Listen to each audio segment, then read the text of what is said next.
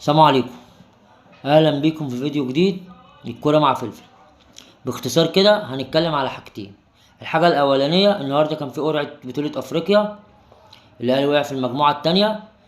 بيقولوا ان هي مجموعة جامدة. بصوا يا جماعة، النادي الاهلي بطل افريقيا واكتر فريق في افريقيا واخد بطولات. النادي الاهلي مفيش حاجة اسمها عنده فريق جامد وفريق ضعيف.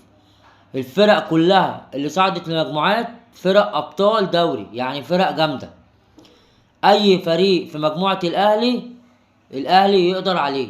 اي فريق في المجموعات كلها المفروض انه قدام الاهلي يقدر عليه. يا جماعه الاهلي فريق تقيل. مفيش حاجه اسمها يقولك اصلك مجموعه الاهلي جامده ومجموعه مش عارف مين ضعيفه والمجموعه التانيه ما فيهاش حد. مفيش الكلام ده. الاهلي بطل افريقيا، رقم واحد في افريقيا، رقم واحد، وهيفضل طول عمره رقم واحد. مفيش حد هيحصله باذن الله تعالى.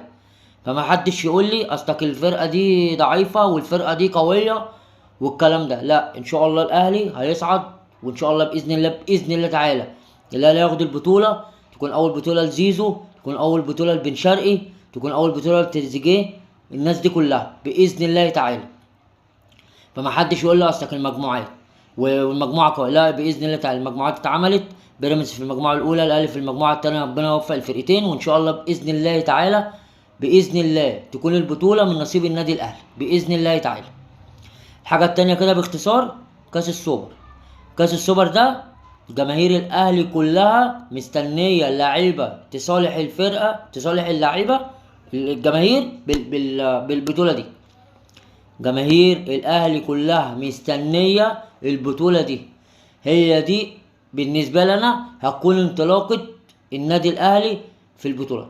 وانا بقول لكم اهو، لو الاهلي خد البطوله دي باذن الله القطر هيكون طلع، وباذن الله تعالى هيكسب الدوري وهيكسب الكاس وهيكسب كل البطولات اللي جايه له باذن الله.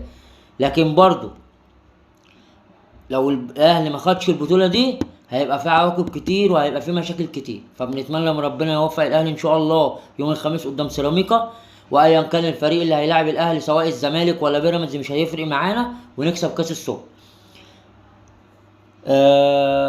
خبر كده هوت بس على القناه كده، فلفل المشطشط.